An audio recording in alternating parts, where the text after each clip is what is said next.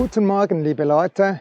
Es ist nicht mehr morgen, schon weit Nachmittag. Ich bin auf dem TED Griechenland unterwegs und ich nehme zum Anlass, dass meine Aprilia jetzt bald, das heißt in einem Kilometer oder zwei, die 25.000 Kilometer runter hat.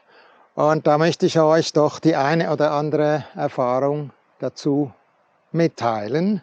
Da wurde ich auch oft schon gefragt bezüglich Vergleiche mit meinen anderen Maschinen.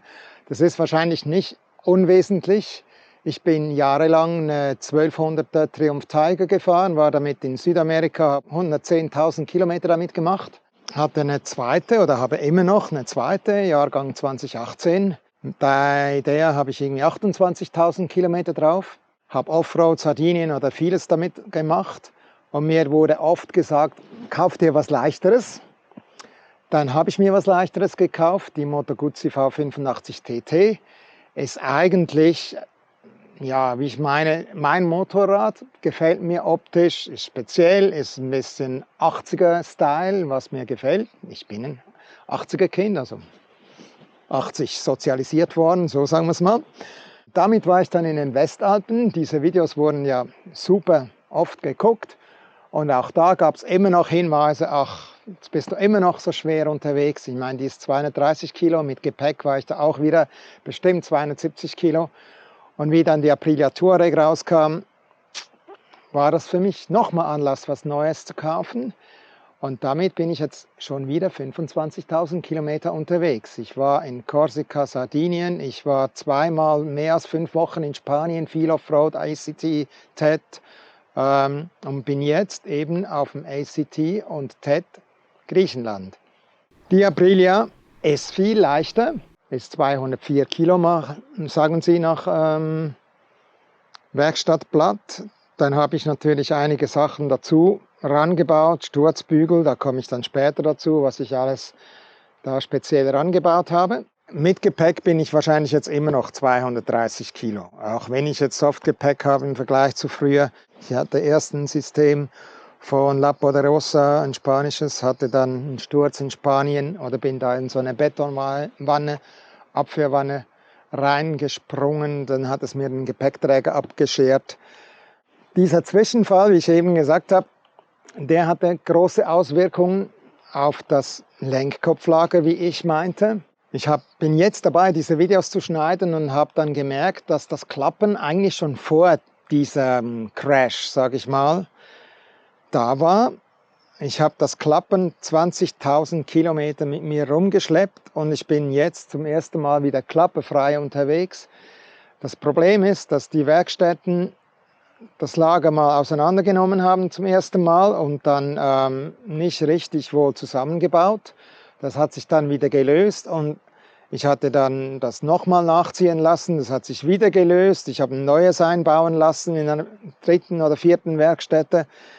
Das wurde auch wieder falsch zusammengebaut, eingebaut. Ich war damit in Spanien. Wir haben das wieder verschiedene Male angezogen. Das hat nie gehalten. Wir haben das in Granada wieder neu eingebaut, ein neues Lager, ein Kegelrollenlager.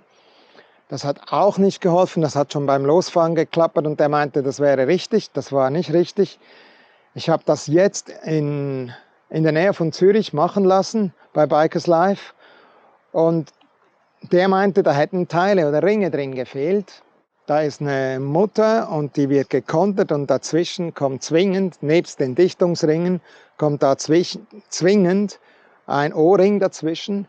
Und das muss mit den richtigen Drehmomenten angezogen werden, damit das überhaupt funktioniert. Sonst löst sich das dauernd. Und dieser Zwischenring, der hat gefehlt. Ich hatte relativ früh versucht, ein Schaltungsnull abzugreifen für das Navi. Das haben wir nicht geschafft. Dummerweise haben wir die Benzinpumpe abgehängt gehabt, da probiert, Zündung eingeschaltet. Das gab eine Warnleuchte, da kommt die Kontrollleuchte. Ich bin damit in die Werkstatt, habe diesen Code gelöscht, habe gesagt, was ist. Die haben das gelöscht. Nach 200 Kilometern kam diese Kontrollleuchte wieder. Wieder Aprilia Werkstatt, die haben das wieder gelöscht. Schon nach ein paar Kilometern kam die Kontrollleuchte schon wieder und. Ich war in 7 Werkstätten, 7 Mal bei Aprilia. Die Kontrollleuchte, die war immer wieder da, ging zwischendurch mal wieder aus. Ich kann das vielleicht mal kurz zeigen. Das war diese Leuchte hier. Nach 17 Mal, nee, das sage ich jetzt einfach mal so, x-mal Fehlercode löschen, Kontrollleuchte ausschalten, ging ich zum Hauptimporteur in der Schweiz. Er hat das ausgelesen, er meinte, da wäre ein Quickshifter aktiviert gewesen. Ich habe keinen Quickshifter. Ich weiß nicht, welche Werkstätte mir da quasi einen Quickshifter aufgespielt hat. Und dann gab es natürlich immer den Fehler, weil der nicht erkannt wurde irgendwie und daher rührten diese Fehlercodes. Der hatte das ausgelöscht, hatte das irgendwie neu justiert. Da müssen ein paar bestimmte Gasstöße gemacht werden. Und seither habe ich nie mehr, ich bin jetzt 8000 Kilometer seither wieder unterwegs, 10.000 vielleicht. Diese Fehlermeldung kam nie mehr. Was bei der Maschine oft bemängelt wird, das ist das Ruckeln, so ein Power Loss, also da geht es wie kurz ein Zündaussetzer oder sowas. Das wurde eigentlich mal behoben meines Wissens nach dem Update, EQ-Update, so wie ich meine. Ich habe jetzt aber das Ruckeln wieder, seltsamerweise, ich habe bei 9.000 eine Inspektion gemacht, ich habe bei 15.000 quasi die 20.000 hervorgeholt und ich habe jetzt nochmal bei 23.000 nochmal eine 20.000er Inspektion gemacht. Jetzt ist das Ruckeln wieder hier. Ich kann nicht sagen, woher das kommt. Ich habe mich daran gewöhnt, es ist auch nicht so gravierend wie zu Beginn. Bevor ich losgefahren bin dieses Frühjahr nach Spanien, also bei 13.000 irgendwie was Kilometern, nachdem wir diese Resets gemacht hatten, ich bin aus der Werkstatt gefahren, nach 10 Kilometern begann, das zeige ich jetzt nochmal, der Füllstandssensor zu blinken. Oder die Füllstandsanzeige. Ich hatte dann die Idee, wie ich in Spanien war, ja, man hört davon, dass Aprilia gewisse Lieferschwierigkeiten für Ersatzteile hat. Also habe ich das bestellen lassen. Das war Mitte Juni. Wir haben jetzt Mitte September. Das Teil ist noch nicht in der Schweiz angekommen. Also Aprilia und Ersatzteile ist unmöglich, zumindest in der Schweiz. In Deutschland ist die Ersatzteillage wohl ein bisschen besser, weil die ein eigenes großes Lager haben in Deutschland. Die Schweizer, die importieren das aus Italien oder das Lager, was in der Schweiz ist, ist einfach nicht groß genug. Also das ist echt mühsam. Da wartet man oft wochenlang, Wochen, wenn nicht Monate, auf Ersatzteile. Ist ein ganz, ganz großer Minuspunkt bei der Aprilia. Abgesehen davon, die Moto Guzzi ist aus demselben Konzern. Dort ist es nicht wirklich besser. So viel also zur Elektronik, ja auch nicht wirklich über alle Zweifel erhaben. Für mich war ein Satz zwischendurch, die Tenere 700 nie ein Thema, weil ich stehe absolut auf Tempomat. Ich fahre super gerne mit Tempomat. Es entlastet einfach die rechte Hand und gerade bei Motorrädern, die ein bisschen nervöser sind vielleicht, noch mehr ist die Aprilia zwar so nicht, aber ja. Ich liebe die Elektronik, wenn sie denn läuft bei der Aprilia. Und eigentlich sind nur diese Sensorengeschichten, Warnleuchten ein Thema gewesen. Okay, das Ruckeln zu Beginn. Ansonsten, genau, da gibt es noch was. Sie geht oft aus. In der Bosnia Rallye war das auch ein Thema bei 1000 PS oder welchen auch immer, die sie da getestet haben. Die meinten, das wäre mehrfach passiert, mir auch schon, wenn du im zweiten, dritten Gang rollst und Kupplung ziehst, dass dann der Motor ausgeht, vor allem nach Schiebebetrieb. Ist sehr mühsam, die haben das irgendwie gebacken gekriegt. Ich meinte, die hätten dann irgendwie an der Benzinpumpe was geändert. Dann zur Mechanik. Also irgendwie, sie bauen ja wunderbare Motorräder, aber mechanisch, es ist schon ein bisschen ein Rätsel, was die Italiener da teilweise machen. Ich habe nach 20.000, also wie ich da zurückgekommen bin aus Spanien, ich hatte immer noch das Gelottere hier vorne, das Klappern mit dem Lenkkopflager und plötzlich, wie ich da rumhantiere, merke ich, dass das alles lose ist und gucke hin, da ist eine von 2 Schrauben hier unten, war weg, nicht mehr da. für mich unerklärlich. Also dass Schrauben verloren gehen an quasi neuem. Okay, ich war schon 6.000, 7.000 Kilometer Offroad damit unterwegs wahrscheinlich. Ja, vielleicht sind es dann auch nur 5.000 gewesen, aber trotzdem. Nach einer Inspektion in Valencia bin ich losgefahren. Das war die 13.000, 14.000er Inspektion. Und mache da nochmal einen Halt nach 30 Kilometern, gucke mir das Moped an, weil ich irgendwie Kameras oder was anschrauben will. Und hier war einfach alles eingesaut. Irgendwie, ich habe keine Ahnung was, woher hier runter, das war voller Öl oder keine Ahnung. Es leckt auch jetzt ganz wenig. Hier mal ein bisschen zeigen. Das ist irgendwie Dreck, ich weiß nicht, was es ist. Da kommt immer wieder ein bisschen was raus, irgendwo. Man sagte dann mir aus Erfahrung in Aprilia-Werkstätte, diese Schrauben, die sind, das wird nicht im Werkstattmanual angegeben, beim Service-Manual, beim Inspektionsbuch ist das nicht drin, aber die lösen sich, diese Schrauben. Die muss man mit 12 Newtonmeter nachziehen. Eigentlich ein absolutes No-Go. Entweder wird das in das Handbuch reingenommen, ins Werkstatthandbuch, oder es gibt eine Meldung an sämtliche Werkstätten, dass das zu tun ist. Dass das einfach gewisse wissen und andere nicht. Das kennt man seit der Tuono. Anscheinend ist es bekannt bei diesem Motor und bei der RS. Ein großes Problem für mich bei Aprilia sind die Werkstätten. Sorry guys, wenn jetzt einer von euch zuhört. Ich hoffe jetzt, dass die ich gefunden habe bei Zürich, die Bikers Live, dass das da läuft. Aber sonst, ich war in 4 Werkstätten in Spanien, die taugen nichts. Ich möchte da nicht den Spaniern irgendwie generell was unterstellen, aber nee. Passt nicht für mich. Da war immer irgendwie was nicht gut. Ich war ja auch bei verschiedenen in der Schweiz, um diese Kontrollleuchte zu resetten, dass die das nicht gebacken kriegen, dass da irgendwie ein falsches Häkchen in der Software drin ist mit Quickshifter, das geht für mich nicht. Ich hatte es zu Beginn erwähnt, der große Vorteil bei der Aprilia ist das Gewicht. Das spürt man, dass die leichter ist als meine beiden anderen Motorräder. Was sicher auch ein großer Vorteil ist, ist das 21 Zoll Vorderrad. Und ich bewege mich also echt, ich fahre mittlerweile Sachen Offroad, das hätte ich mir vor 5 Jahren noch nicht zugetraut, hätte ich nicht gemacht mit der Triumph. Mit der Aprilia natürlich ist jetzt einiges an Erfahrung dazugekommen, passt so. Also ich fahre gern Offroad, auch wenn ich doch oft immer wieder sehr viel Respekt habe, aber ich glaube, dass es ist auch gut so, möchte ich nicht anders. Ich finde die Sitzposition extrem bequem auf der Aprilia. Das ist die bequemste, die ich auf dem Serienmotorrad hatte. Ich bin 1,72, nicht allzu lange Extremitäten. Okay, mit den Beinen, Füßen komme ich nur so bedingt runter. Wenn sie voll beladen ist, so mit meinem Gepäck, dann passt das besser. Aber die Lenkerposition, Sattel, wie schmal das ist, es ist super bequem. Bei allen anderen musste ich jeweils den Lenker zurückversetzen. Also einen Teil vielleicht hoch, aber vor allem auch zurück, damit ich mag nicht so Motorrad fahren. Das verspannt mir meine Schultern. Deshalb, das muss so sein und das passt perfekt auf der Aprilia. Zwischendurch habe ich dann auch mal im Vergleich die Yamaha, die Tenere 700 ausprobiert gefahren. Die hat mal einen schmaleren Lenker, könnte man ändern.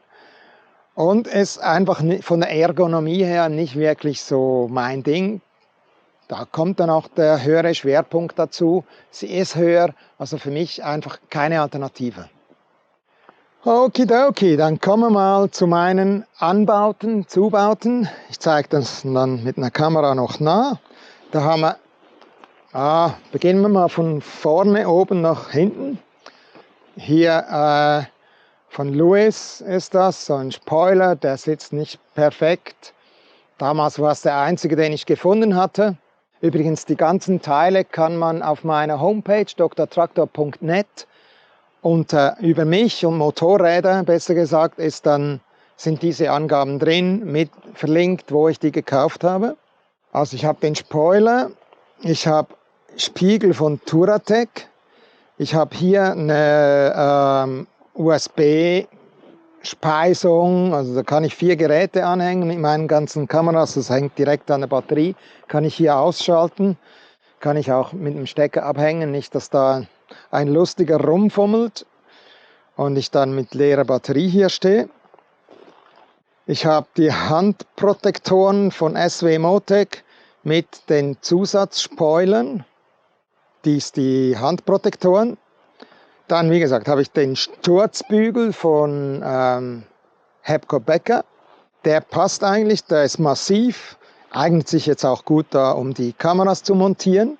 Dann habe ich von SW Motec den Motorschutz.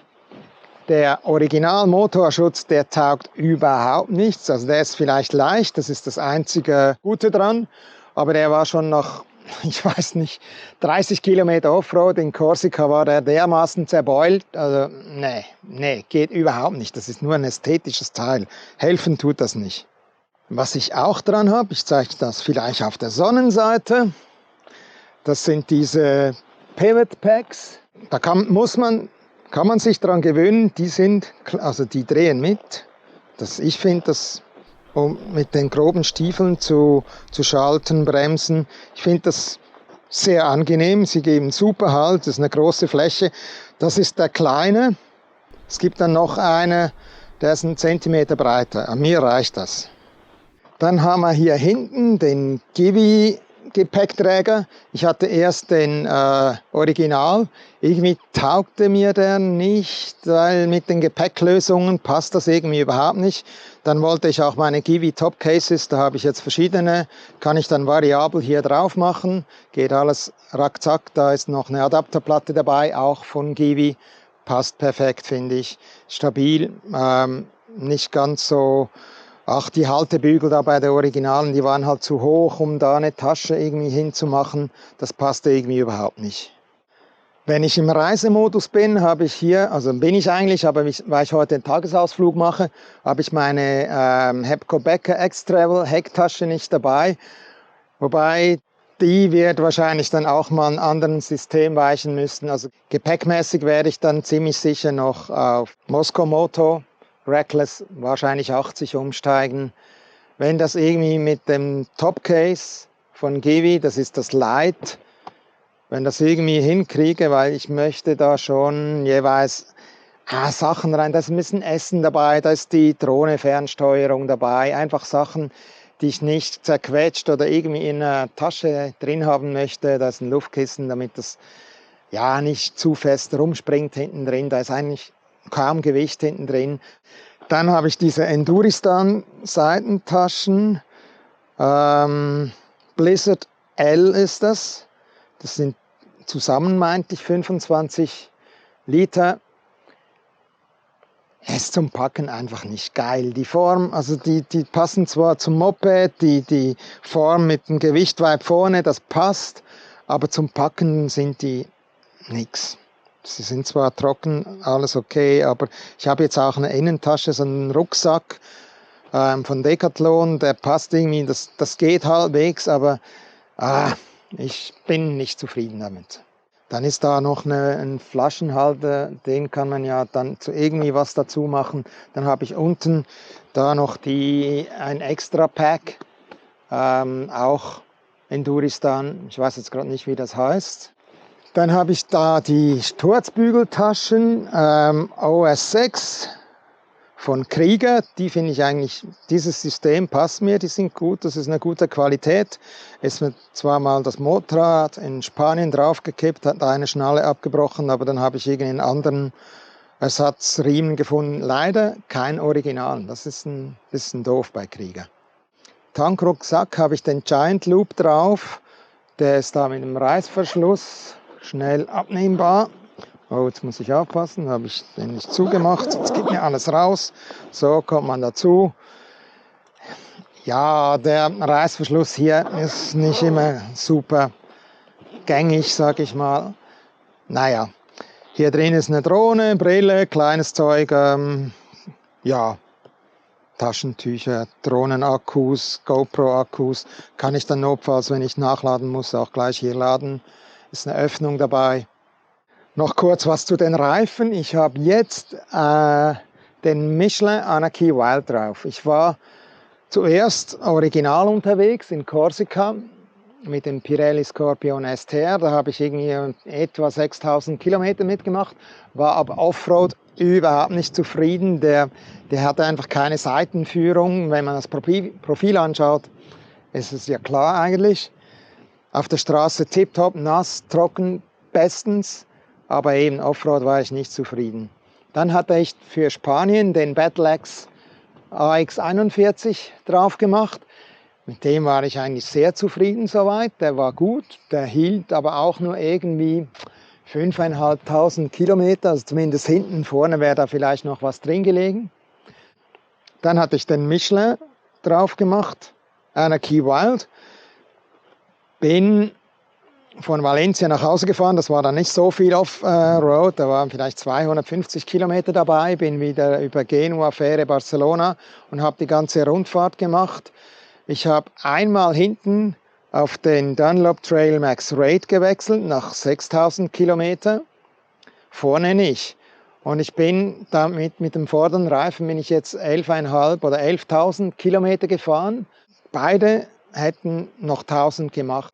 Das heißt, mit dem Michelin Anarchy Wild mache ich vorne 12.000 Kilometer. Ich habe noch kein Moped besessen, das mir vorne so viel Reifenleistung geboten hätte. Hinten sind es dann halt nur irgendwie 5.500, 6.000 oder so. Ja, 6 kann man das bestimmt noch machen. Gröberes Offroad würde ich dann auch nicht mehr machen. So, ich bin nun an einem anderen Ort. Ich möchte euch noch ein paar Sachen nicht vorenthalten. Was technische Sachen anbelangt vom Motorrad, meine Eindrücke, Motorleistung und sowas. Ich bin mit dem Drehmoment sehr zufrieden, finde ich okay. Er dreht leicht hoch, meines Erachtens eher zu leicht. Also sie hat ein bisschen zu wenig Durchzug oder der Motor hat ein bisschen zu wenig Durchzug. Und für meinen Geschmack muss man zu oft schalten. Also ich bin sehr oft im 6. Gang unterwegs. Was sehr positiv ist, dass du die Fahrmodi während dem Fahren umschalten kannst. Das ist zum Beispiel bei der Triumph nicht so. Das ist echt mühsam, wenn du ein Offroad-Stück fährst und immer anhalten musst und den Offroad-Mode reinmachen, kannst du hier alles machen. Genauso geil sind die ganzen Einstellmöglichkeiten, also Ansprechverhalten vom Motor, Motorbremse. Das ist echt geil. Also da kannst du echt vieles zusammen einstellen, auch spürbar. Und das ist cool, finde ich eine gute Sache. Dann habe ich eben schon gerade erwähnt, das Getriebe ist, also Kupplung ist okay, dann und wann. Beim Hochschalten komme ich nicht genau in den Gang, da keine Ahnung, zwischen 1 und 2, dass die 0 reingeht, ist mir aber auch schon mal andersrum passiert, zwischen Hirngängen meinte ich, dass ich da irgendwie dazwischen gekommen bin, keine Ahnung, Powerloss. Manchmal ein bisschen hakelig, aber grundsätzlich okay. Mechanisch die Qualität der Schalter, die sind okay, da dieser Tempomat-Schalter, den brauche ich sehr oft. Der ist jetzt nicht wirklich von bester Qualität, denke ich. Was sehr mühsam ist, dass ich dauernd ans Fernlicht komme. Da haben schon andere reklamiert, sich da irgendwelche Bastelarbeiten angetan, dass das nicht passiert. Ist nicht mehr so oft wie zu Beginn, aber Fernlicht komme ich schon immer noch dran, wenn ich da mit dem Tempomat rumspiele. Die Menü oder die Logik des Menüs finde ich okay, passt, da findest du dich schnell zurecht. Meistens zumindest. Was ein bisschen seltsam ist, ist, dass der Kilometerzähler, da hast du 2, die stellen sich zurück. Und ich bin jetzt gerade eben am Ausprobieren, checke ich danach nochmal, ob der einfach nach 1000 Kilometer wieder auf 0 geht. Das wäre durchaus möglich. Das checke ich gleich mal nach. Muss ich noch 20 Kilometer warten. Da bin ich gespannt, weil das wäre dann saudoof. Also eigentlich möchte ich meine Reise abklippen, die ganzen Daten, Benzinverbrauch, Durchschnittsverbrauch und so, möchte ich dann für die ganze Reise haben, nicht für 1000 Kilometer. Fahrwerksabstimmungen, Einlenkverhalten, diese Geschichte, da kann ich eigentlich nichts speziell zu sagen. Ich fühle mich einfach sauwohl drauf. Es passt, ich komme gut in die Kurve rein, es ist kein Aufstellmoment, sie fährt sich leicht und locker. Aber eigentlich ist da nicht großen Unterschied zu der Triumph oder zu Moto Guzzi. Kann ich jetzt nicht speziell dazu was sagen. Die Federelemente, die kann man gut einstellen, aber da bin ich jetzt nun überhaupt kein Spezialist, da kann ich euch keine Angaben machen, da werde ich dann vielleicht mal noch mit einem oder im Tourenfahrer Oktober 2023, da gab es eine Spezial- oder ein Kapitel Fahrwerkseinstellung, das werde ich mir bestimmt mal zu Gemüte führen. Die Bremse finde ich soweit okay. Ja, das passt. Ich habe aber ein Problem bei Offroad und wenn ich lange Berg runterfahre, jetzt vor allem im Offroad-Bereich und auf der Bremse bin, bei einem steilen Stück. Ich weiß nicht, ist da Luft drin? Also eigentlich wurde die Bremsflüssigkeit bei der letzten Inspektion aufgefüllt, aber wenn ich die drücke, ist gleich ein Punkt und sie bremst nicht, das ist wie blockiert und dann fällt die am Hebel wie durch und dann zieht sie wie voll an. Also als würde irgendwie was klemmen oder so, ich kann mir das nicht erklären, aber es ist super eklig, wenn du Steilberg runterfährst, Offroad und du eigentlich die Bremse möchtest und dann geht es eine Sekunde und dann fällt die durch und geht dann voll rein. Also das werde ich noch anschauen müssen, ist nicht geil. Der Verbrauch, den finde ich sensationell gut. Also ich bin auch mit Offroad, naja, ich fahre ja nicht nur Offroad, aber ich habe so einen Durchschnittsverbrauch von knapp über 4 Litern. Ich hatte in Südfrankreich letztes Jahr bei der Rückreise aus Spanien hatte ich einen Durchschnittsverbrauch von 3,6 Litern. Da war kein Offroad vorbei, da waren viele Landstraßen, viele kleine kurvige Straßen. Aber ein Verbrauch von 3,6 Litern, das gibt dann beinahe eine Reichweite von 500 Kilometern, ohne Zusatztank, nichts. Hut ab, sehr geil. Den Windschutz, den hatte ich angesprochen. Original war das nicht allzu schlecht, aber mit dem Spoiler, wenn der richtig positioniert ist, dann hilft das ungemein auf Schnellfahrten, Autobahn, Landstraße. Du hast aber spürbar weniger Wind natürlich dann Offroad. Also da bei über 30 Grad merkst du denn das. Da heizt es dich auf. Zu allerletzt nochmal Sitzbank. Perfekt, die war zu Beginn vielleicht ein bisschen hart, jetzt mit diesem Teil drauf schwitze ich auch ein bisschen weniger. Ergonomie grundsätzlich finde ich hervorragend. Der Lenker ist grundsätzlich eher hoch für eine sportliche Fahrweise. Also es ist so, Experten sprechen von touristischer Haltung, kann ich durchaus nachvollziehen. Der Lenker ist nah und hoch, also wenn du ein bisschen mehr Vorlage geben willst für sportlicheres Offroad-Fahren, dann müsstest du da wohl noch irgendwie was umbauen, Lenker nach vorne kippen oder die Klemmböcke verschieben, was auch immer. Ich hoffe, das hat euch getaugt, was ich da erzählt habe.